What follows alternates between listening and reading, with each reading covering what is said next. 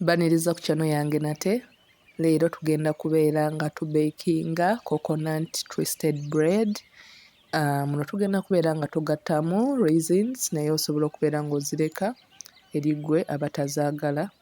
Guli so soft ate nga mwangu gwa kubeera ng'okola ewaka. Gino emigaati batera okugitunda mu supermarkets naye naawe osobola okuba ng'ogukola ewaka. Funa girasi y'amata agali warm. Oluvannyuma beera nga muno ogattamu instant yeast oba osobola okubeera ng'okozesa dry active yeast. Lwakuba oba okozesa dry active yeast weetaaga okubeera ng'omuleka abeere ng'atuula oba nga restinga, then oluvannyuma beera ng'ogattamu omunnyo ne ssukaali obeere ng'otabula. Amata makinga sure nti nno tegali hot because bwe gaba nga gookya gajja kutta yeast aleme kubeera nga reactinga kubeera nga ddooyo ezimba. So oluvannyuma ng'omaze okubitabulamu beera nga oluvannyuma ogattamu eggi. Lino nalyo lyetaaga kubeera nga liri ku room temperature nga terinnyogoga wabula nga just liri at room temperature, obeere nga nalyo oli whiskinga mu mixture yaffe eno. Oluvannyuma beera ng'ogattamuko eggiiko 2 eza butto n'obeere nga otabula. Butto neetaaga okubeera nga vegetable oil atalina smell yonna gy'agenda kubeera nga agatta mu mugaati guno, oba osobola okubeera ng'okozesa coconut oil akageeri ke kiri nti omugaati guno tukoze nga gwa coconut. Oluvannyuma beera ng'otandika okuadingamu eŋŋano omikisinge okulaba nga tofoominga ddo.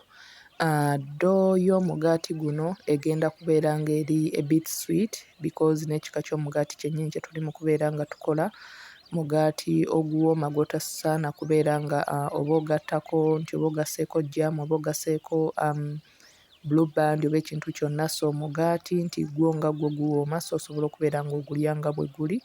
Ensonga lwaki ddo eno olaba nti tugigasseemu ebintu eby'enjawulo. So okusinziira ku mugaati omuntu gw'oli mu kubeera nga oyagala okubeera ng'obekinga, recipe esobola okubeera ng'eyawukana.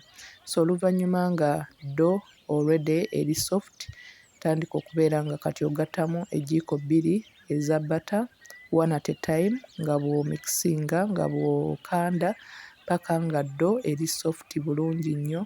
Kw'olabira nti ddo eri ready bulungi ng'eri soft ebeera nga ekuva ku ngalo nga tekyakkwatira ku ngalo n'okubeera ng'estretchinga bulungi nnyo nti osobola okubeera nga bw'oba ogistretchinga nga teyulikaayulika teyeemenyaamenyaamu, so kiba kitegeeza nti ddo oyo eri ready bulungi nnyo. So genda maaso obeere nga okanda. Osobola okubeera ng'okozesa butter blue band oba prestige ng'obeera nga ogigattamu, era butter kyakola kubeera ng'akuyamba okuba nti ddo oyo ebeera ng'estretchinga ate n'okweyongera okubeera ng'eri soft bulungi nnyo, ekisobozesa ne yeast muli eri okubeera nga bw'aba reactinze ddo esobola okubeera ng'estretchinga bulungi mu bbawero mwonna mw'oba ogitadde n'ebeera ng'ezimba bulungi nnyo.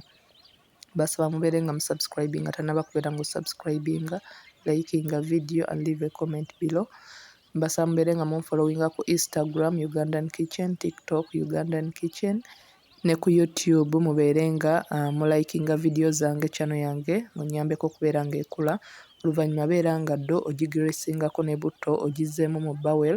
Tugenda kubeera nga tugibikkako tugitereke mu kifo ekiriwo. Mutera kubeera nga ngiteeka mu oven wansi, mu oven nga teriiko, nekinyamba okubeera nti efuna ebbugumu lye yeetaaga okubeera nga yeast ya reactinga n'eddabulinga mu sayizi nga bw'oti bw'olaba. So oluvannyuma lw'essaawa 2 ku 4 kisinziira time, at times mmanyi ogikola ku makya ne mbekinga in the evening. So kyonna ky'oba osazeewo okukola kiba kikolera. Then beera nga ddo kati ogikandamu, oluvannyuma gidasitingekoko ne flour ogende maaso otandika okubeera ng'ogistretchinga nga bwenti bwenkola. Then oluvannyuma beera ng'oyiwako raisins zino, oluvannyuma tugenda kubeera nga tugattako ne shredded oba desiccated coconut.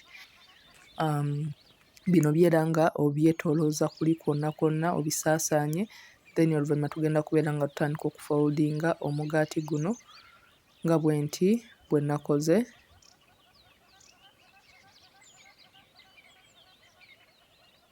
Omakinga sure nti ends ezo zonna like zonna zeegadde bulungi nnyo such that ebirungo bino oba raisins ne coconut tayiika ono ng'otandise okubeera nga orollinga kubeera ng'okola twisted bread ono. Teweerabira kubeera ng'onyiga kadde kubeera ng'otaninga on notifications obeere notified bwe mba mpostinze video. Osobola okubeera ng'era oba tukozesezza raisins zino okozesa chocolate chips nazo zisobola okubeera nga zikola bulungi nnyo n'obeera ng'ofunye omugaati ogwa chocolate ne coconut. Era guno omugaati osobola okubeera nga ogubekinga ng'okozesezza oven oba n'obeera nga okozesa essigiri oba n'obeera ng'okozesa gaasi mu ngeri ez'enjawulo. Osobola okubeera ng'ogukola ng'okozesa omusenyu, tusobola okubeera nga tubeekinga tukozesa olusennyente, tusobola okubeera nga tubeekinga tukozesa omunnyo.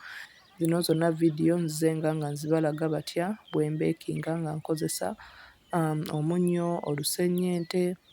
So osobola okubeera nga weeyambisa engeri emu ku ezo then tandika okubeera ng'ogutwistinga nga bwe nkola obeere nga eno ku ends zonna gye gukomera omakinga sure nti nno onywezaayo sakira tegusumulukuka nga guli mu kubeera nga guzimba.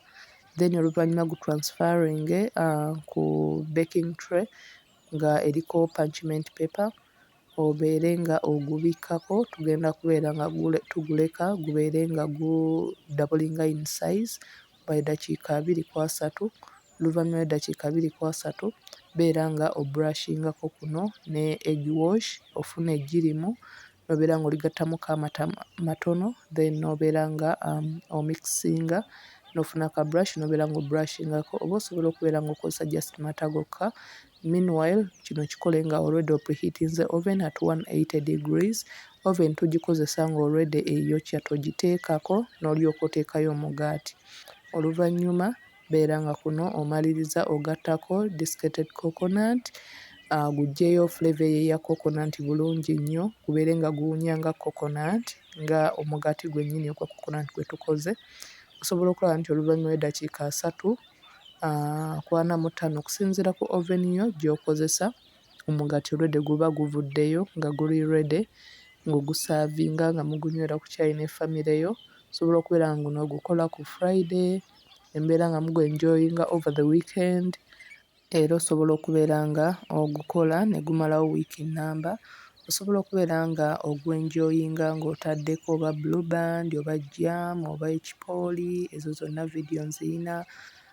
Ekipooli batya osobola okubeera ng'okola ekipooli ekirungi ky'osobola okubeera ng'ogatta ku guno omugaati oba n'ogulirawo nga we guli because gulimu raisins zino ate nga nazo zibeera sweet. So nga ogusaavingirako oba caayi oba juice oba ekintu ekirala kyonna. Mbasa mubeere nga mucheckinga out my other videos.